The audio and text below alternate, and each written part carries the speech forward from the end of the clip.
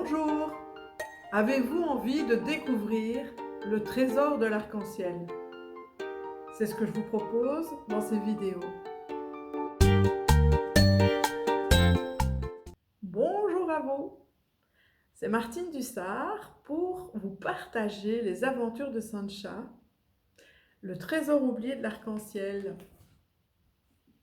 Nous sommes maintenant au deuxième tome et c'est la seconde vidéo pour poursuivre cette aventure. Dans la première vidéo, nous avons vu comment Sancha, justement, découvrait Chakra d'Arc-en-Ciel, qui est un personnage qui vient d'Inde, qui représente aussi les 7 chakras que nous avons à l'intérieur de nous, et qui lui avait montré qu'en nous, nous avions des cartes de croyances, et que certaines croyances nous limitent. Si j'ai par exemple la croyance « Oh, la vie est dure », oh, la vie est difficile. Ah, de toute façon, moi, je n'aurai jamais d'argent. Je ne vais jamais trouver l'amour.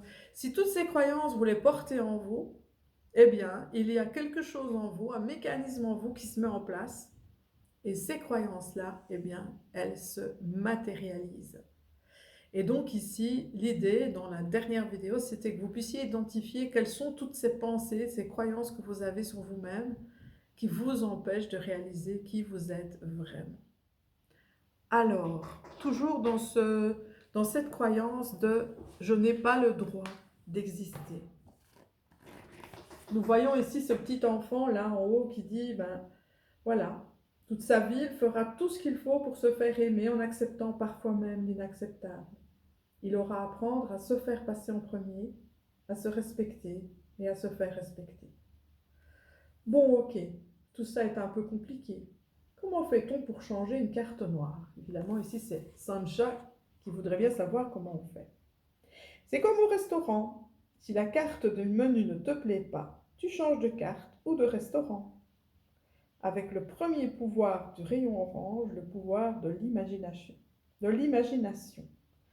Tu changes l'image de tes cartes noires.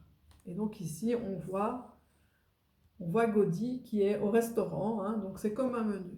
Donc ici, la première chose, ça va être de prendre conscience des croyances justement qui me limitent et qui m'empêchent d'être pleinement créateur de ma vie.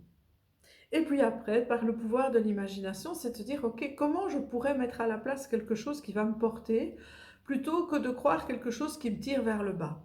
Et c'est ça qui est vraiment essentiel. C'est de pouvoir décider, si ça me tire vers le bas, eh bien, je peux décider de changer cette croyance. Ah, qu'est-ce qui m'arrive encore? Au secours, Gaudi! Et puis vous voyez ici, Chakra d'Arc-en-Ciel qui lui fait un petit peu une blague. Hein. Arrête donc de gigoter! Un peu coquine, hein, notre Chakra d'Arc-en-Ciel. Et donc, Sancha apprend vite. Parce qu'il lui dit, on a parlé de respect tout à l'heure, moi là, je ne me sens pas du tout respectée. C'est qu'il apprend vite ce petit. Tu as raison Sancha, excuse-moi, je t'ai manqué de respect. J'aurais dû te prévenir, t'expliquer et te demander ton avis. Bon, ok, pourquoi tu m'attaches ce cordon autour de la taille? Le premier pouvoir de l'orange, c'est l'imagination.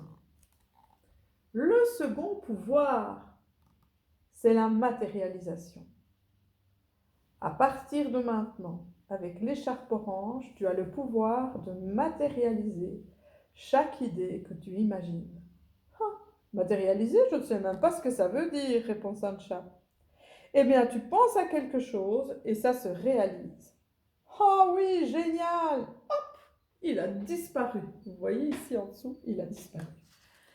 Le deuxième pouvoir, c'est de pouvoir matérialiser les choses. Chaque pensée est une création et chaque pensée a le pouvoir de se matérialiser. Eh bien oui, c'est comme ça. Je vais vous expliquer comment ça fonctionne. Vous allez voir que c'est une loi de l'univers qui est vraiment extraordinaire. Extraordinaire. Suivons le voile orange et nous le retrouverons. Oh, génial, la mer des Caraïbes. J'en ai toujours rêvé.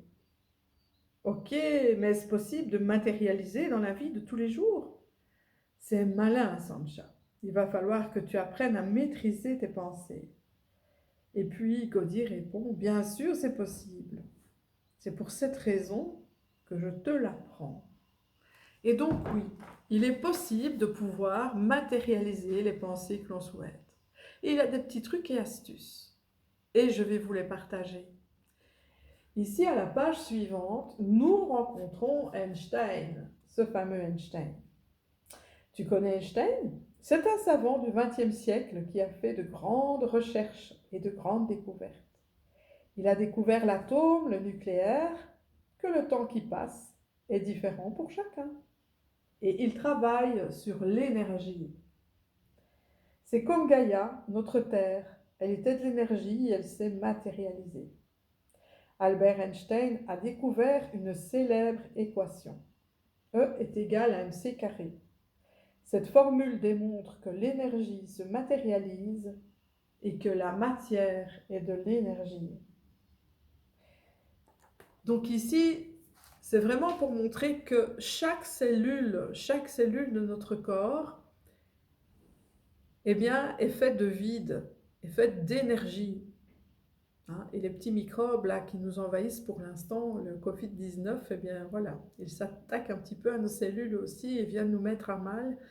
Et donc, cette énergie-là, c'est l'équation de Einstein, c'est E, c'est l'énergie, et c'est la matière multipliée par la vitesse de la lumière au carré qui fait que nous revenons de l'énergie, que chaque matière ici sur la Terre est de l'énergie. Donc, c'est vraiment ça. Et donc, c'est vraiment quelque part par cette équation que l'on peut se dire que oui, toutes nos pensées, eh bien, elles ont pouvoir de prendre matière. Et ça, c'est super, super important.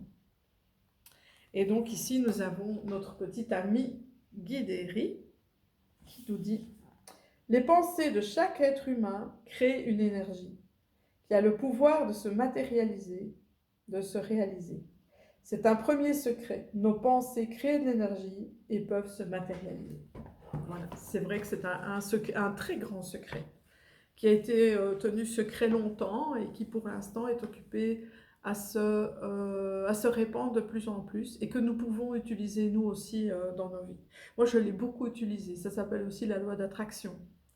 C'est une loi de l'univers au même titre que la loi de gravitation. Hein. Si je lâche ce stylo, il va tomber. Mais cette loi de matérialisation, c'est aussi une loi, c'est que nos pensées sont créatrices.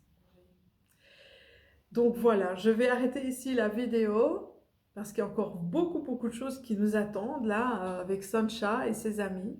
Et j'ai vraiment envie de vous expliquer comment justement on peut matérialiser ses pensées pour pouvoir se créer à partir de soi-même une vie qui nous correspond et une vie qui nous ressemble. Surtout en ces moments difficiles, il va être très intéressant d'abord de comprendre où se crée cette vie qui nous ressemble.